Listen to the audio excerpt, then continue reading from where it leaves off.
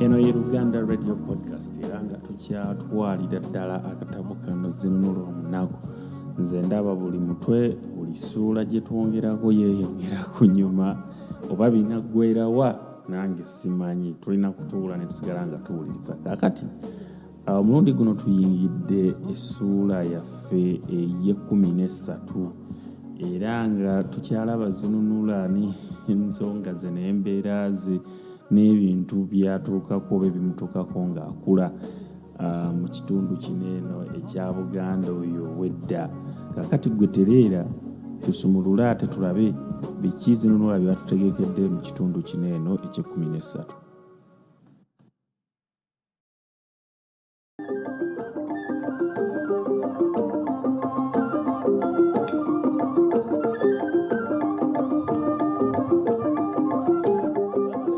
Zinunula Omunaku essuula ey'e13.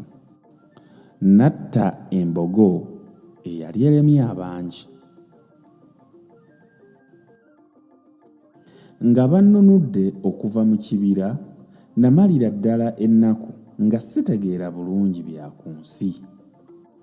Naye bwe nazuukuka nalaba mikolo ayimiridde awo.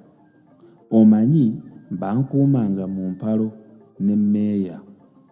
Olw'eggulo mmeeya n'aleeta Mirembe andabeko era nasanyuka nnyo okulaba ku Mirembe, ne Mirembe yasanyuka nnyo okulaba nga mbategeera naye nga nkyali munafu nnyo.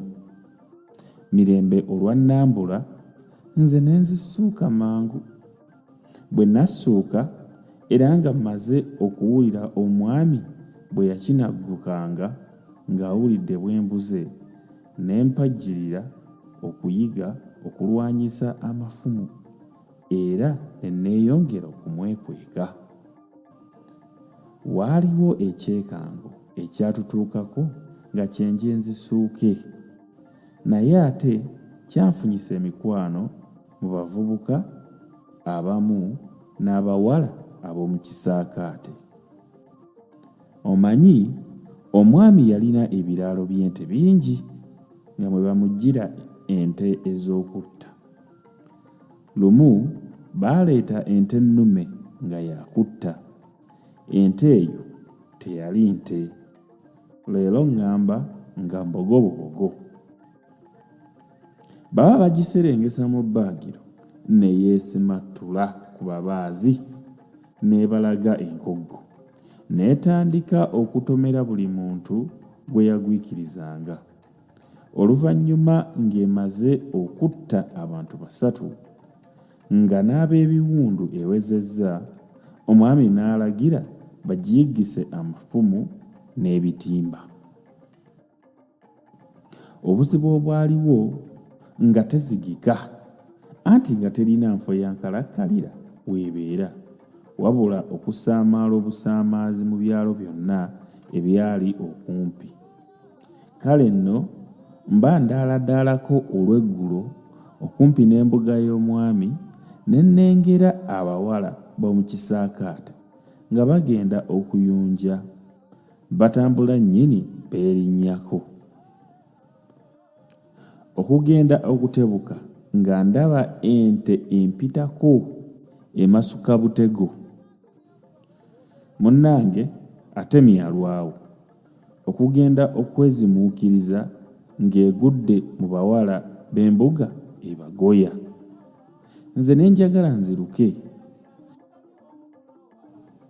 naye bwe nalaba nga tewaliiwo musajja kumpi wa kubajuna ne ŋŋenda mbale gawadaawadako gwate eyali Eremye Abangi. Olwo nno nga yakatomera abawala 3, omu emumenye embirizi 2, omulala emuwuggumudde ekisambi, omusaayi gutiiriika, ate omundi emumenye omukono. Bali awo bavuya nga nayo endusi ziwandagala. Bwe nagituukako ne ngikuba omuggo, bw'eba ekyuka eti ekangalala ejja entomere, ne ngikuba ogwokubiri mu nkwawa ya kkono okugwa wali nga nkalu ya jjo. Abantu bangi abaawulira olwali ku njovu ekavumba lwali lutono ne beesomba.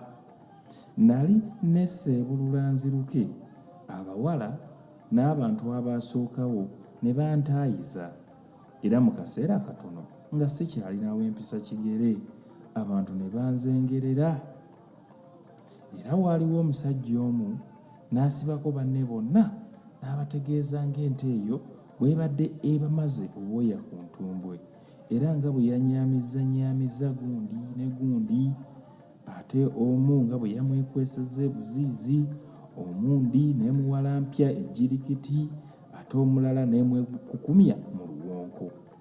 N'amenya amannya nkumu nga n'agamu ku go g'abaana ba mwami. Era n'amaliriza nti singa tabadde muvubuka ono, ndaba n'olwaleero twandigibudde budde bwereere. So nno mu butuufu nze okugitta yali yakooye nga n'enjala egiriko. Abantu nagezaako okubannyonnyola ebituufu nga tebaŋŋanya, bawogana buwogganyi n'okunneebaza. Kino nno kyanyiiza nnyo abaana b'omwami. Era akawungeezi ako Mirembe yajjako ewaffe okunneebaza, n'ambuuza nti gwe omutono ate omutwe obwotyo, amaanyi agakuwala gatyo ogajjawa agali kulwanyisa ne bakututtira? Yalaba nsirise n'agamba nti owange mmeeya, ekyana kino lwaki kirina ensonyi kiti? Singa simaanyaawo ge kirina, gwe wandisaanidde oba omusajja kyo kiba ekikazi, so kirina ensonyi kiti. Nze saamwanukula nga simanyi na kye nnyinza kupaatiikawo, anti nga n'amaanyi g'agamba nze sigeewulira.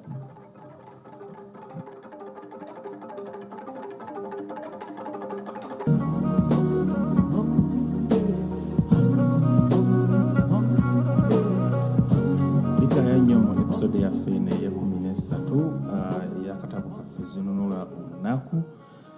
Kwegamba Zinunula akyali mu butaala, ono omwana tava mu butaala, simanyi obutaala gye bugenda kumukomya. Embogo eyali yeefudde ekirala ku kyalo, yiiyo agikutte agiwujjiza emigo, agikubye agisa akisudde wali. Naye tubadde tumaliriza kwegamba awo ne tulaba ate nga abaana b'omwami obuzira bwa Zinunula tebabwagala, tebubatwala bulungi. So ndowooza mu maaso awo tugenda kubeera nga Zinunula atunnyonnyola ate abaana b'omwami, abaana b'omunene, kiki ekibatawaanya. Zinunula amayinja gano gaafuna oba ge galeese obuzibu simanyi, naye ate ku ludda luli olulala tulaba nga Zinunula yeeyongera okugwa mu mukwano n'emirembe. Tugambye nga bwe yawulira ng'awonye na mangu, kubanga Mirembe yazze n'amulabako. Omusajja awulira essanyu likola ki?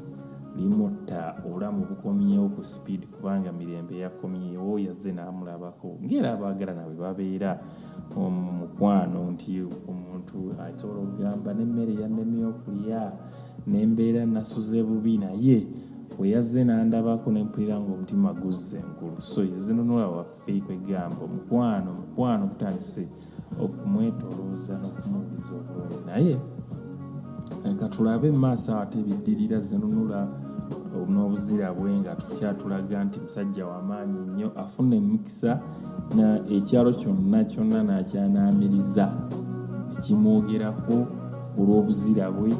Naye ng'obuzira bwe bwe tuba tutunuulidde obulungi buva mu mutima gwe ogw'okwagala okuyamba. Yatunuulira abana abawala nga bambi embogo egenda kubamalawo, n'ajja abayambe. So obuzira bwe businga kuva mu mbeera eyo. So katabo kaffe bwe kati olwaleero bwe tujja okukoma, tetugenda kusukkawo, tetugenda kwongerako. Mukama abankuumire, Ssaabasajja Kabaka